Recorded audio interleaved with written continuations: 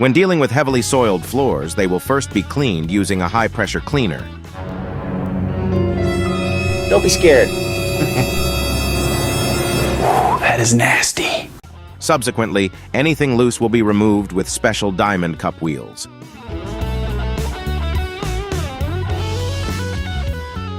The layer doesn't need to be completely removed down to the concrete, but the surface must be thoroughly touched by the diamond cup wheels to establish proper adhesion.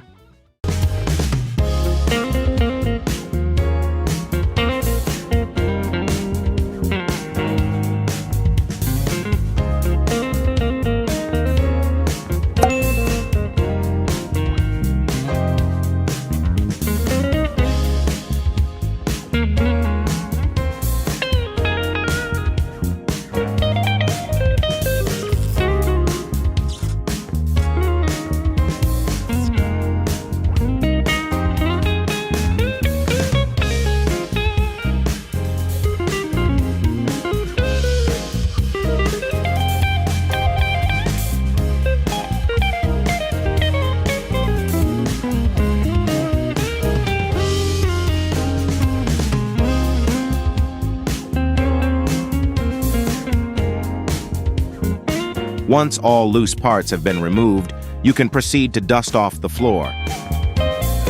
Now the floor is ready for the next step.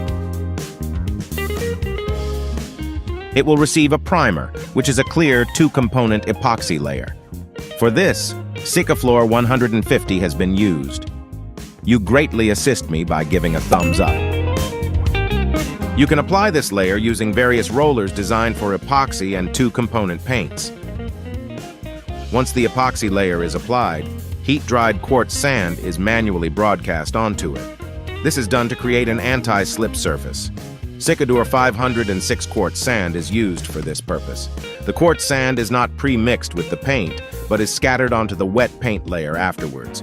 The size of the quartz sand particles ranges from 0.3 to 0.6 millimeters. Once the epoxy layer is dry, the next layer can be applied. This is the trowel-applied coating intentionally used to achieve sufficient thickness for crack bridging. It's a one-component, highly elastic polyurethane layer. The product used is the Sikafloor 400N Elastic. If you learn a lot from my videos, consider subscribing to my channel so you won't miss anything in the future. I must mention that I didn't personally execute the flooring project. It was carried out by a specialized company that handles such tasks on a daily basis.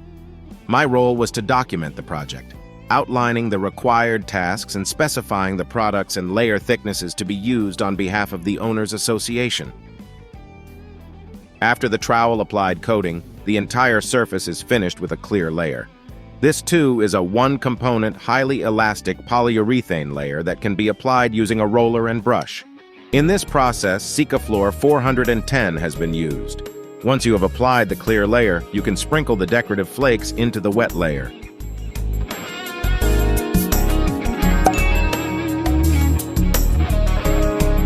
It can be quite enjoyable to try your hand at flooring. Inquire at your local store about the available materials. Perhaps you're also interested in plastering a wall. I have a helpful video for that. In the center of the screen, you'll find a video where I guide you step by step on how to plaster a wall yourself. Subscribe to my channel quickly, give a thumbs up, and I'll see you in the next video about plastering walls.